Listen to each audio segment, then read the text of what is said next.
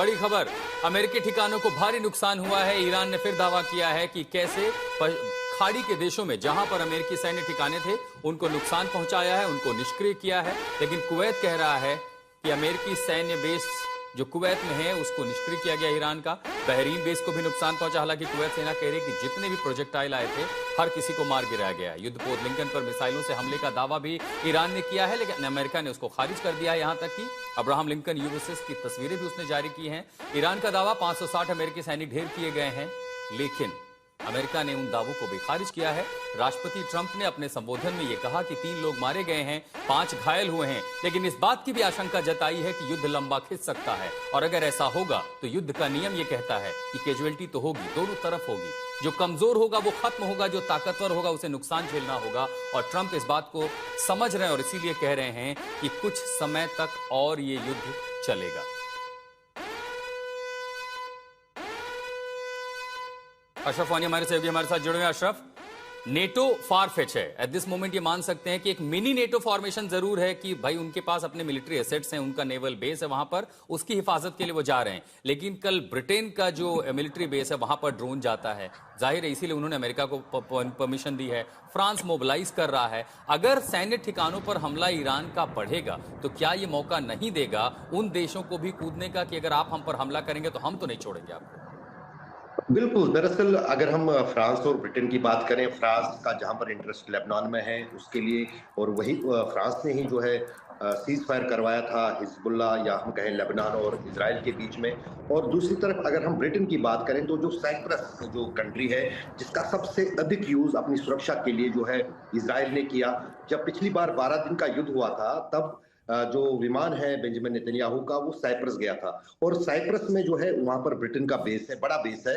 तो उसके प्रोटेक्शन के लिए जो है हो सकता है ये 2 देश फ्रांस और जर्मनी और ब्रिटेन जो है वो अपने अपने बेसिस को सुरक्षित करने के लिए ट्रूप्स भेज सकते हैं। लेकिन नेटो, जिस अंदाज से अभी रोहित कह रहे थे, नेटो के शामिल होने का मतलब ये हुआ कि आप विश्व युद्ध 3 की शुरुआत कर रहे हैं। रूस बिल्कुल खामोश रहने वाला नहीं है, उसके इंटरेस्ट्स भी हैं, चाहे सीरिया हो, चाहे और 2-3 देश हो खाड़ी में, वहां पर उनके बेसिस है, वहां पर उनके सैनिक हैं।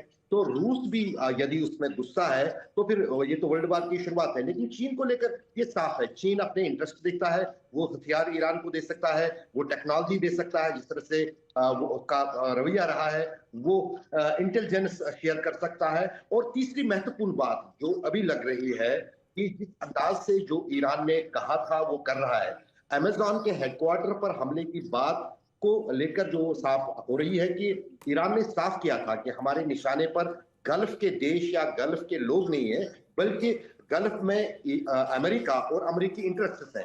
और जो भी अमेरिका के इंटरेस्ट्स हैं, चाहे व्यापार को लेकर हो, अमेजॉन हो, बाकी सारी जो व्यापारिक पूरी जो व्यवस्था चला रहा है अमेरिका इन देशों में, उसको चोट पहुंचाने की कोशिश है, ताकि जो इकोनॉमी पर अगर चोट अमेरिका की पहुंचती है तो वो बहुत जो है अमेरिका के लिए भविष्य में भी और आने वाले समय में भी काफी चिंता करने वाला होगा।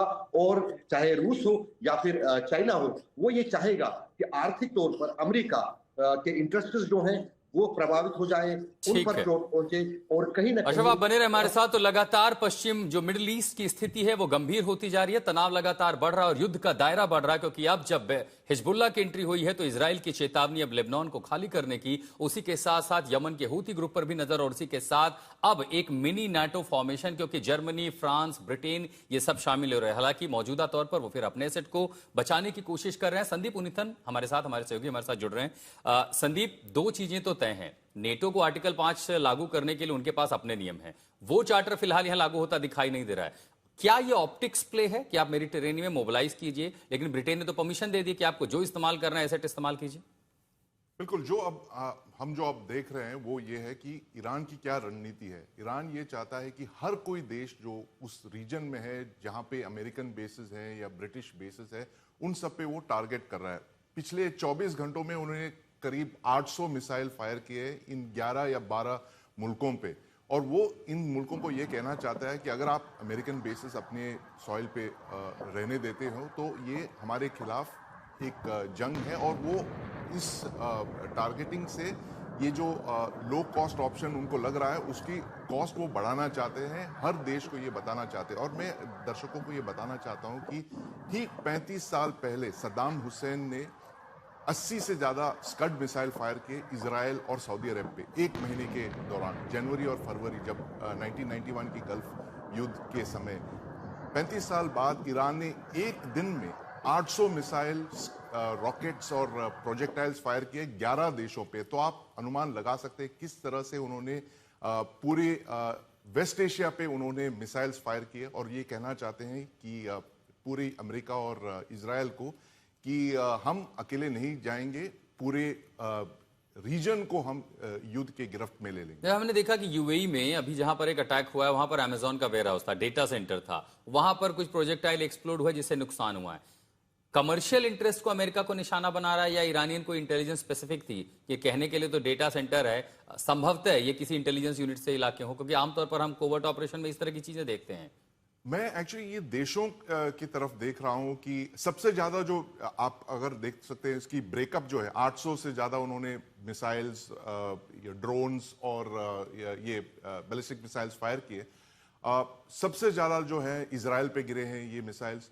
दूसरे नंबर पे है यूएई, और यूएई को क्योंकि बहुत करीब है इजराइल के, उनको एकजुट मानते हैं, इसीलिए यूएई पे उन्होंने टारगेट किया। हमने देखा है बुर्ज खलीफा पे बहुत सा ऐसे कमर्शियल टारगेट्स जुमेरा के पास भी आग लगी वहां पर। बिल्कुल, तो ऐसे सारे जो टारगेट्स है विजिबल, हाई विजिबिलिटी टारगेट्स, और वो एक्चुअली यूएई की इकोनॉमी को टारगेट कर रहे हैं, क्योंकि यूएई सबसे प्रॉस्परस रीजन है, वेस्ट एशिया का सिंगापुर माना जाता है। तो इसीलिए उन्होंने पूरे यूएई पे टारगेट किया। एयरपोर्ट्स जो दुबई एयरपोर्ट जो है विश्व का सबसे बिजिएस्ट एक एयरपोर्ट है, जहां पे 1200 से ज्यादा लैंडिंग और टेक ऑफ्स होते हैं दिन में, वो बिल्कुल खाली पड़ा हुआ है। तो वो डायरेक्टली अब जो है यूएई की इकोनॉमी, यूएई ने तो यहां तक कहा कि 20,200 उसके पास कम्यूटर पैसेंजर से जिनका वो देखरेख कर रहा है, जो वहां पर फंसे हैं, क्योंकि बड़ा ट्रांजिट इलाका भी है, मिडिल ईस्ट से लेकर के पश्चिम हो या मिडिल ईस्ट से पूरब तक जाना हो, एक ट्रांजिट का भी काम करता है। इस बड़ी चर्चा में मेजर जनरल ए के शिवाजी हमारे साथ जुड़ रहे हैं, अशरफ वानी हमारे सहयोगी जुड़ रहे हैं, संदीप उन्नीथन वरिष्ठ पत्रकार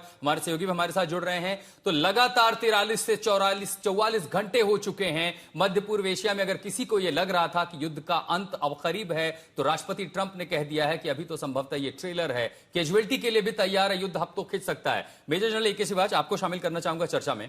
आखिर ईरान को यह हिम्मत कहां से मिल रही है? अभी आपने हमारे सहयोगी को सुना कि उसने 800 मिसाइल तो एक दिन में फायर कर दी। क्या उसके पास अभी भी वो सरप्राइज एलिमेंट है जिसके बारे में वो कह रहा था कि आपने तो सरप्राइज देखा ही नहीं, जरा इंतजार कीजिए? देखो, ये आशुतोष, इसमें कोई शक नहीं कि सबसे ज्यादा प्लस पॉइंट ईरान का, उसके पास 2500 से 3000 जो है मिसाइलें हैं। ड्रोन्स का भी बहुत जमावड़ा है, और लड़ाई से पहले उसको काफी हथियार मिले हैं रूस और चीन से भी, और उसको रियल टाइम इंटेलिजेंस भी चीन से मिला है। तो दो उसकी कमियां हैं, उसके पास एयर पावर और एयर डिफेंस कमजोर है, नेवी भी बहुत पुरानी है।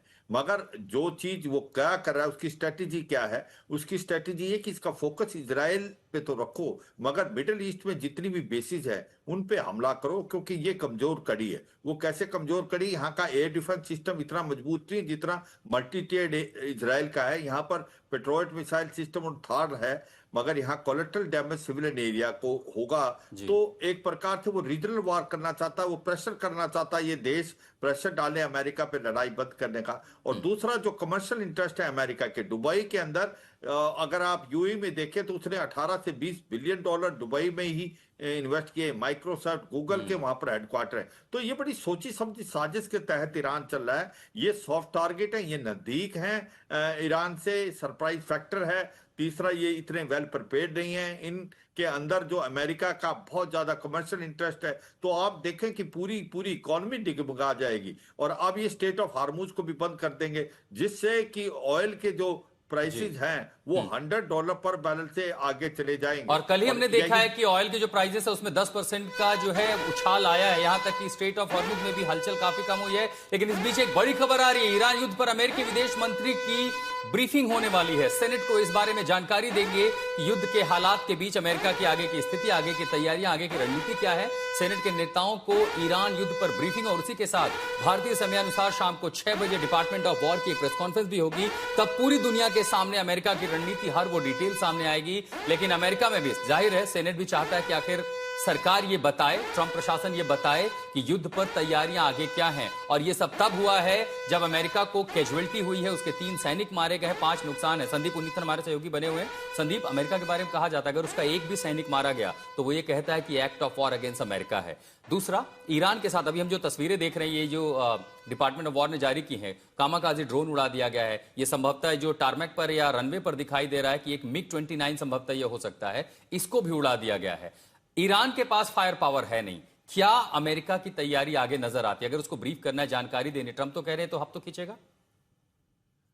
आशुतोष, ईरान की जो रणनीति है वो जानते हैं कि इजरायल बहुत ही रेजिलिएंट है, उसको मारने से कोई ज्यादा फायदा नहीं है, क्योंकि वो कई सालों से उन्होंने ये ट्राई किया है। पिछले साल भी हमने देखे कितने सारे उन्होंने रॉकेट, क्रूज मिसाइल और बॉम्ब गिराए इजरायल पे, लेकिन उससे कुछ हुआ नहीं। और इजरायल जो है बहुत ही एक रेजिलिएंट तरह की सोसाइटी है, लेकिन वो जानते हैं कि जैसे आपने कहा कि अमेरिका जो है बॉडी बैग से डरता है, और इसी वजह से उन्होंने अभी अमेरिका को टारगेट करना शुरू किया है। अमेरिकन बेसिस पे टारगेट किया है। जो सर्विसमैन मरे हैं उनका ये लगता है कि इससे जो है डोमेस्टिक प्रेशर बन जाएगा ट्रंप पे कि वो युद्ध जल्द से जल्द खत्म करके वापस चले जाए। ये इनकी एक सोची समझी। तो क्या रिपब्लिकन है इस मामले में कि वो बॉडी बैग वाला प्रेशर ट्रंप पर डाल पाए? बिल्कुल, और ये हो सकता है कि ठीक है, रुक रहे, आपको एक बड़ी खबर आ रही है। प्रधानमंत्री मोदी ने यूएई की राष्ट्रपति से बात की है। दरअसल कल ही कैबिनेट कमेटी ऑन सिक्योरिटी की बैठक हुई थी। मध्य पूर्व एशिया में बढ़ते तनाव को लेकर के 3 घंटे चर्चा हुई। उसके बाद प्रधानमंत्री मोदी ने इजराइल के प्राइम मिनिस्टर बेंजामिन नेतन्याहू से बात की है। तो यूएई में भी पीएम मोदी ने यूएई पर हमलों की निंदा की है, यूएई के राष्ट्रपति से भी बात की है, और यूएई में भारतीयों को लेकर के सुरक्षा को लेकर के चर्चा हुई। आपको बता दें, बड़ी संख्या में भारतीय मिडिल ईस्ट में रहते हैं। यूएई में अकेले लगभग 34 लाख, यह आकलन है कि अकेले यूएई के अलग अलग क्षेत्र में 34 लाख भारतीय हैं जो काम करते हैं। सऊदी अरेबिया में 18 लाख, ओमान में 6,80,000, तो कुवैत में 11 लाख ये संख्या है। संदीप, अब अपनी बात पूरी कर, लेकिन इसके साथ साथ ये भी देखते हुए भारत के पास ऑप्शन क्या है। हमने देखा ऑपरेशन गंगा से लेकर के तमाम ऑपरेशन चलाए गए हों, लेकिन आपके पास एक पैसेज था, यहां तो एयर स्पेस बंद है। क्या एक ऑप्शन हम ये दे सकते हैं कि स्ट्रेट ऑफ हॉर्मुज में एक बड़ा नेवल शिप भेजा जाए, वहां से निकाला जाए? वो एक लंबा ऑपरेशन है। फ्लाइट ऑपरेशन आपके चल नहीं रहे, भारतीय वहां पर है, डर तो उनके मन में भी होगा। कितने ऑप्शन भारत के पास हैं? भारत के पास केवल 2 ऑप्शन है। एक जो है एयरलिफ्ट होगा, जो चार्टर्ड एयरलाइंस के यूज करके उन्होंने बहुत सारे भारतीय वासियों को वापस ला सकते हैं अगर उन्हें लगता है कि भारतवासी जो है खतरे में है, खासकर कि यूएई और कतर जैसे देशों में। दूसरा जो ऑप्शन है उनके पास वो है सी लिफ्ट, और हमारे पास बहुत सारे ऐसे बड़े बड़े जहाज हैं जिससे हम हमारे नागरिकों को वापस ले आ सकते हैं। और मुझे यकीन है कि अभी वो बैठ के वो कंटिंजेंसी प्लानिंग कर रहे होंगे कि अगर युद्ध और लंबा खींच गया तो हम क्या करेंगे, हमारे क्या ऑप्शंस हैं, हमारे सामने क्या विकल्प हैं। और मैं ठीक उसी गल्फ वॉर की बात करता हूं 35 साल पहले, जबकि सबसे बड़ी जो हमने एयरलिफ्ट हमने ऑर्गेनाइज किया हमारे कुवैत से, हमारे जो भारतीय वासी थे वहां पे जो फंस गए थे उनको वापस घर बुलाया गया। तो यकीनन इस वक्त भारत सरकार जो है इन कंटिजेंसीज पे ध्यान दे रही होगी। लेकिन कुवैत के मुकाबले अगर परिस्थिति देखें तो यहां लगे ईरान का हवाई हमला चल रहा है, यहां से पलटवार, अगर आपका एयर स्पेस सुरक्षित नहीं है, इस कंटिजेंसी में हवाई ऑपरेशन, एयरलिफ्ट का ऑपरेशन कितना संभव है, कितना मुमकिन है? एयरलिफ्ट का ऑपरेशन सिर्फ अगर आपको एक सेफ एयर कॉरिडोर मिल जाए, only then it is possible. और क्योंकि द अदर ऑप्शन जो है वो सी लिफ्ट है, लेकिन उसे काफी समय लगेगा जहाजों को जाके मतलब इंडियन रेजिडेंट्स को लैंड रूट से लाना पड़ेगा एक पोर्ट के पास, और फिर वहां से उनको, और उन्हीं पोर्ट के पास अमेरिका के जो है नेवल एसेट्स हैं जहां पर वो अटैक हो रहा है। बिल्कुल बिल्कुल। तो ये काफी एक कॉम्प्लिकेटेड मसला है, और इट्स ऑलमोस्ट इम्पॉसिबल कि सारे जो भारतवासी जो हैं वहां गल्फ में उनको एक साथ हम वापस ले आए। लेकिन जो डेंजर जोन्स में है, जो in the line of fire है, उनको हम हो सकता है वापस बुला सकते हैं। और इसीलिए हम कह रहे हैं कि कैसे जो युद्ध का दायरा वो बढ़ रहा है कि हिजबुल्लाह ने जैसे ही आज तड़के सुबह भारतीय समय अनुसार माने तो रात को लगभग 1 से 2 बजे के बीच इजराइल पर हमला किया, तो इजराइल ने पलटवार किया है।